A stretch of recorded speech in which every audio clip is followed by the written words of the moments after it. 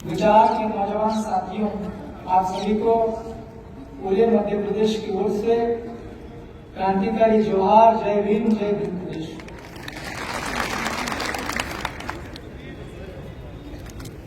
पेंटे बिरसा अम्बेडकर, जयपाल सिंह हुड्डा सहित तमाम महापुरुषों को कोटि कोटि नमन।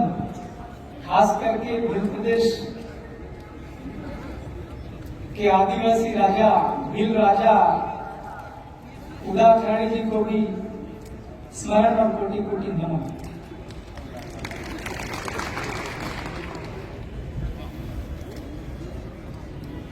भाइयों, सज्जनों, माताओं, बहनों, आपका कार्यक्रम लगातार सुबह से चल रहा है। मेरे ख्याल से 90% बातें हुई होगी, 10% बातें बची हुई। यहाँ बहुत बड़े बड़े विद्वानों को आपने सुना है। अब मैं वो विद्वान वाली सुनाने वाली बात नहीं कर, क्योंकि मैं प्रैक्टिकल का आदमी हूं।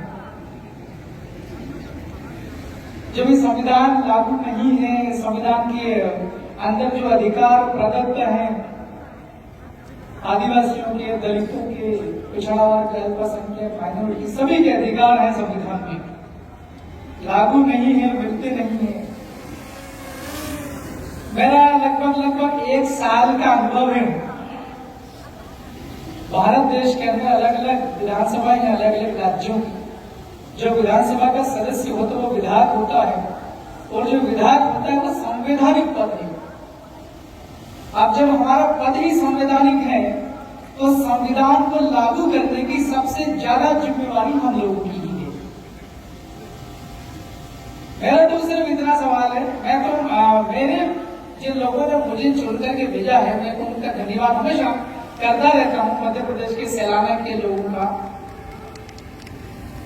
लेकिन ये है कि हम लोग कितने लोगों को भेज रहे हैं सदन में।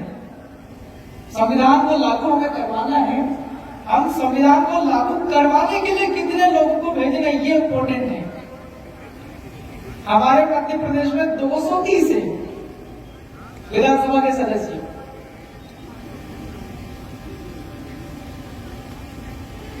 संविधान में प्रदत्त आदिवासियों के, दलितों की, मतलब पूरा बहुजन समाज अधिकारों पर खास करके वर्गों की चर्चा और वर्गों की चिंता करने वाले लोगों में मेरे को केवल अकेले को भेजा है, और भी लोगों को भेजना था। कम से कम 230 में से 116 भेज देते तो पूरे एमपी की सारी धांधली खत्म हो जाती। आपके राजस्थान में 200 है, कितने हैं? 3 पहले हुए थे, एक सांसद जी ने इस्तीफा दिया, एक फिर नए हो गए, वहां पर लग 4 हो गए। तो 200 में से 101 अगर आ जाते हैं तो आपकी राजस्थान की सारी धांधली खत्म हो जाती। तो मैं ज्यादा नहीं बोलूंगा। आज यहाँ बहुत बुद्धिजीवी लोग हैं सभी वर्गों की। हम लोग कम होते हैं, जैसे राजस्थान में भी 4 हैं, मैं मध्य प्रदेश में अकेला हूं। कुछ लोग कहते होंगे यार ये तो भारत आदिवासी पार्टी की बात कर रहा, हम तो सभी वर्गों के आए हैं। अभी गौरलाल परमार साहब कह रहे थे कि भाई सब लोग एकता कर लो। भाई समस्या तो सबकी कॉमन है ना, कॉमन प्रॉब्लम्स हैं, बहुत सारी प्रॉब्लम्स कॉमन है। आरक्षण का मसला हम लोग बहुत चिल्लाते हैं कि नौकरी नहीं निकल रही, बहुत पढ़ रहे हैं। भैया नौकरियां निकलवाने के लिए क्या करना पड़ेगा? लड़ना पड़ेगा ना। तो जिस जगह लड़ने की जो जगह है, प्लेस ऑफ फाइटिंग, उस जगह पर हमारे लोग कम हैं, संख्या बढ़ानी पड़ेगी। मैं सुझाव देके जा रहा हूं। मेरे को ये जानकारी मिली थी 4-5 दिन पहले कि उदयपुर के आसपास के जो गांव हैं, खासकर के आदिवासी लोग ज्यादा रहते हैं गांव, अन्य समाज के भी हैं। उदयपुर के आसपास के गांवों के अंदर में भूमाफिया जो होते हैं, जमीन का कारोबार करते हैं, वो लोग आदिवासियों की जमीनें छीन रहे हैं लगातार। तो मैं वो समस्या समझने के लिए आया हूं। मेरी जो भू माफिया गैंग होती है, ये भी जानकारी मिली है कि गांवों के अंदर डरा धमकाकर जमीनें खरीदी जाती है। बिंदु नंबर 1 तो यह है कि आदिवासियों की जमीन गैर आदिवासी नहीं खरीद सकता। यहां पर यह बड़ी समस्या है। मैं तो मध्य प्रदेश का हूं, यहां पर तो 4 हैं और भी बहुजन समाज की शादी कोई तो हो गया, वो चाहे आपका भीम आर्मी का हो, चाहे आपका कौन सा है मायावती जी का, सभी लोगों की ये साझा जिम्मेवारी है। हम बहुत बड़ी बड़ी बातें उठा रहे हैं। संविधान कोई छोटी मोटी चीज नहीं है। पूरी दुनिया का सबसे बड़ा अगर कोई संविधान है किसी देश का, वो भारत का है। सबसे बड़ा संविधान भारत का है। अब इतने बड़े संविधान को लागू करना कोई आसान काम नहीं है। अभी पूरे भारत में इतने राज्य हैं, देश हैं, सरकारें बनती है 5 साल में, कभी कभी लंबी चली जाती है, 10 साल तक चलती, कोई 15 साल तक चलती, कोई तो पहले आजाद हुआ था देश का 50 साल तक लगातार चली है सभी इकट्ठी राज्यों में। वो लोग जो है उतना ही संविधान को लागू कर रहे हैं जितना उनको जरूरत है।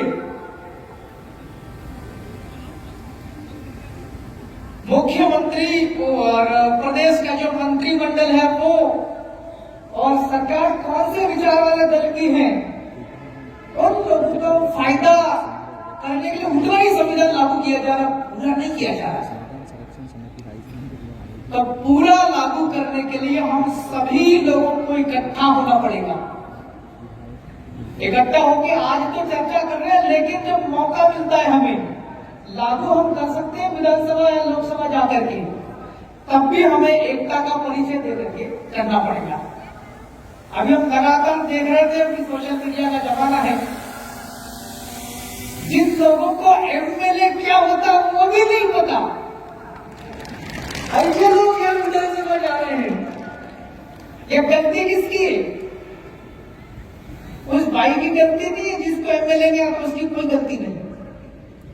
गलती सलोपर के लोगों की है। सलोपर के लोगों ने केवल 2-3 हजार वोटों से जिताने का कोशिश किया था। उन्होंने गड़बड़ कर दी कोशिश में, 1012 से हराने का काम किया कि नहीं किया? तो हमारा एक जब ऐसा माहौल है, सफेद नीले पीले सारे कलर वाले विचार वाले को एकता में जा रहे हैं, तो जब ये जिम्मेवारी आती है कि संविधान को लागू अगर करना है, हमारे हक और अधिकार को सुरक्षित करना है, हक और अधिकार नहीं मिला है, चाहे वो आरक्षण का मसला हो, चाहे जल जंगल का मसला हो, इन सभी समस्याओं का समाधान करने के लिए एक ही समाधान है।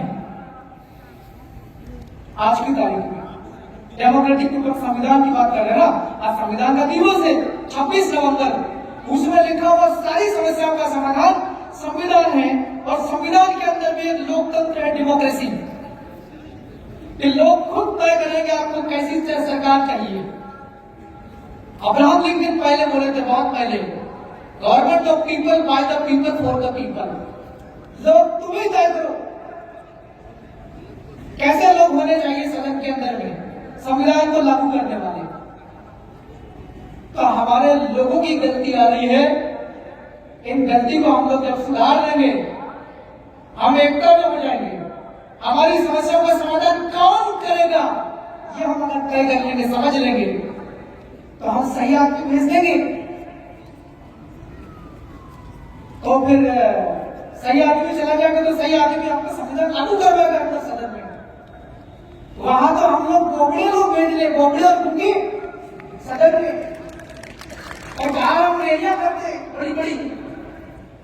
तो गलती हमने भी है, इन गलती का हम लोग को सुधार करना होगा। और ये समय खास करके बहुत कठिन समय दौर जो है, भारत के संविधान में सरकारें आएगी और जाएगी, ये भी है 5-5 साल का, लेकिन सरकार के अंदर जो लोग रहेंगे उनके विचार कैसे रहेंगे, ये भारत के संविधान में लिखा हुआ है। आपके राजस्थान में भजनलाल करके है ना,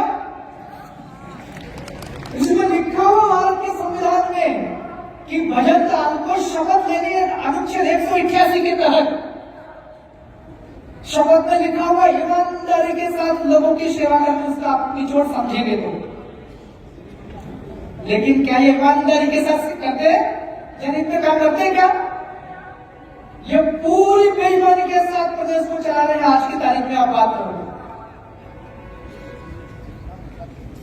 संविधान में लिखा हुआ है, चाहे मुख्यमंत्री हो, चाहे विधायक हो, चाहे कोई आम आदमी हो, चाहे सरपंच हो, चाहे देश का प्रधानमंत्री हो, चाहे राष्ट्रपति हो, वो शपथ लेने के बाद उसके मन में विचार कैसे आने चाहिए, ये भारत का संविधान बताता है।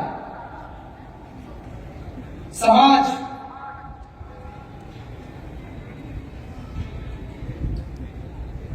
क्या ये जो लोग, जिस विचारधारा के लोग, जिस सोच के लोग आज राजस्थान के जयपुर में हैं, भारत देश की राजधानी दिल्ली में है, उन लोगों के विचार कैसे हैं, ये आपको समझना पड़ेगा। सरकार को वो लोग चला रहे हैं खास करके जिनका संविधान से कोई मतलब नहीं है। आप लोगों का बताओ, आपका मतलब है कि नहीं संविधान से? आप खड़े करो, संविधान का मतलब है? आप नीचे करो, जरा विचार करो, आपका संविधान के साथ क्या रिश्ता है, क्या लेना देना आपका संविधान से? क्या लेना देना आपका संविधान से? वो तो बहुत बड़ा किताब है, बहुत कानून है उसमें। क्योंकि हमारे सारे अधिकार उसी के अंदर में है। क्या है? हमारा नौकरी का अधिकार उसी में है, हमारी पढ़ाई लिखाई का अधिकार उसी में है। हमारे साथ अगर कोई अत्याचार अन्याय करता है, चाहे जाति के नाम पर, चाहे संस्कृति के नाम पर, उस सबकी सुरक्षा का उपाय उसमें है। हमारी हर चीज उसके अंदर में रजिस्टर्ड है, लिखी हुई है। जब संविधान का सबसे ज्यादा ताल्लुक, सबसे ज्यादा संबंध, सबसे ज्यादा रिश्ता हमारा है उससे, और संविधान अभी किसके हाथों में है? जिसका संविधान से कोई रिश्ता नहीं है। पता है कि नहीं किसके पास संविधान? दो चार भारत देश के व्यापारी हैं। व्यापार का मतलब समझते हो कि नहीं? सामान खरीदना, खरीद करके महंगे भाव में बेच देना, यही होता है ना व्यापार का मतलब। हाँ, सामान खरीदना और नहीं मिलना तो फैक्ट्री डाल लो, कारखाना डाल लो, सामान पैदा करो, प्रोसेसिंग करो, तैयार करके थैले में भर के बेच दो महंगे भाव में, तो उसको मुनाफा मिल जाए। उसको कहते हैं व्यापार। और जो व्यापार करता है उसको कहते हैं व्यापारी। तो व्यापारी का काम क्या है? सामान खरीदना, खरीद के बेच देना।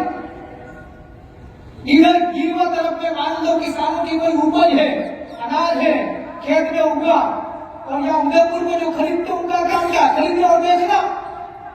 इनका कोई संविधान से ज्यादा रिश्ता तो नहीं है ना? हेलो, आप सो गए हो क्या? हाँ? अरे व्यापारी का संविधान से कोई ज्यादा मतलब तो नहीं है ना? हाँ? अरे भाई, सामान खरीदना और बेचना है तो संविधान का ज्यादा मतलब कहाँ है? मैं कह रहा हूं मतलब तो, लेकिन थोड़ा सा ज्यादा नहीं। और सबसे ज्यादा मतलब किसके संविधान का? आदिवासियों का, दलितों का, अल्पसंख्यकों का, ओबीसी का, इन लोगों का है।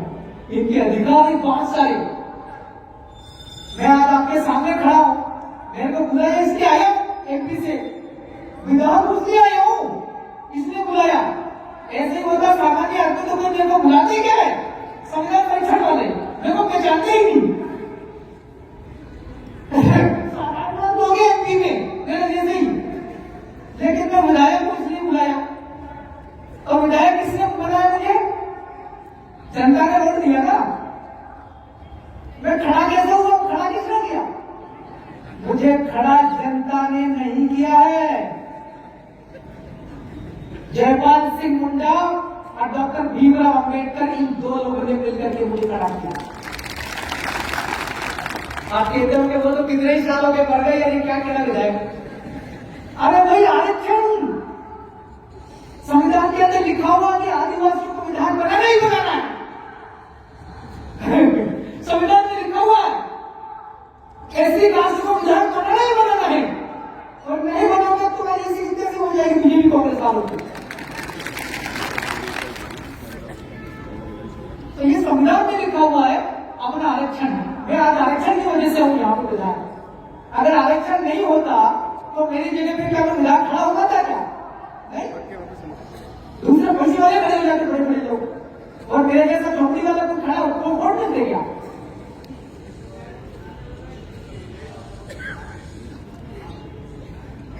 तो भाई लोगों, मेरा ये कहना है, मैं ये आपको समझाना चाह रहा हूं, मेरी बात खत्म हो गई लगभग। मैं कहना ये चाह रहा हूं कि हम लोगों का वास्ता सबसे ज्यादा संविधान से है, सबसे ज्यादा संबंध हमारा इस संविधान के साथ है। और संविधान अभी है किसके हाथ में? आज मतलब सरकार। किसके पास संविधान? व्यापार करने वाले दो तीन व्यापारियों के पास, जिनका संविधान से कोई लेना देना नहीं है। मैं इशारा कर रहा हूं, बोलो समझ आ रही कि नहीं आ रही? गुजरात का गौतम अडानी, मैं समझ गया हूं, गुजरात का गौतम अडानी और आपका वो दो भाई, वो क्या नाम है, धीरू अंबानी के लड़के, ये दो तीन लोग एक रात को कहीं से जुड़ जाते रहते हैं।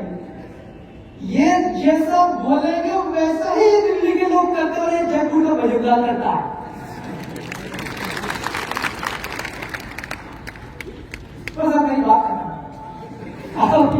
अब ये आपको तय करना है कि आपको सदनों के अंदर, चाहे लोकसभा हो, चाहे विधानसभा हो, चाहे ग्राम पंचायत हो, चाहे आपका उदयपुर का नगर निगम हो, है ना, आपको यहां पर कैसे लोग भेजना आपको।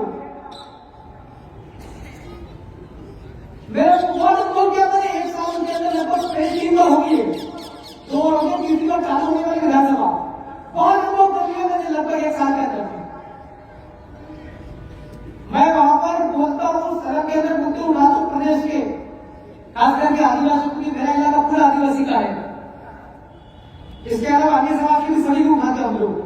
जब मैं खड़ा होकर के बोलता हूं तो जब दूसरी पार्टी के लोग अपने वाले आदिवासी और दलित, एससी और एसटी के दोनों के विधायक, मैं कोई बड़ा मुद्दा उठाता हूं, जैसे दिल्ली के पूर्व मंत्री अभी कह रहे थे थोड़ी देर पहले कि आपका आदिवासी का 275 के अंदर बजट का प्रावधान है, मैंने वही वाला मुद्दा उठाया सदन के अंदर, तो बीजेपी और कांग्रेस वाले विधायक कैसे हो जाते हैं।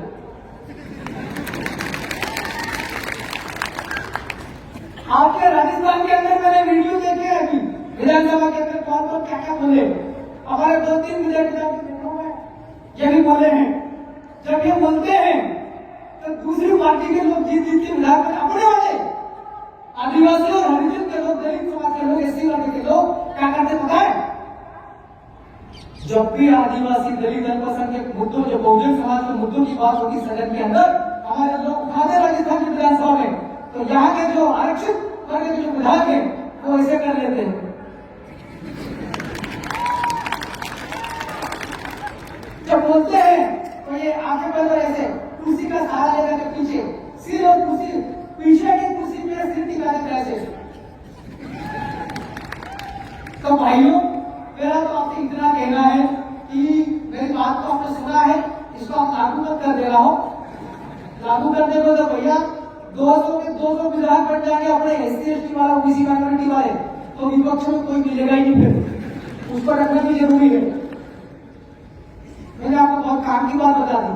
मैंने जो बोला है, जो चीजें, उसको आप लोग रात भर सोच लेना, फिर सवेरे आप लोग डिस्कशन करने के लिए आगे का। बहुत बहुत धन्यवाद मेरी बात को आपने सुना। बहुत बहुत धन्यवाद माननीय कमलेश।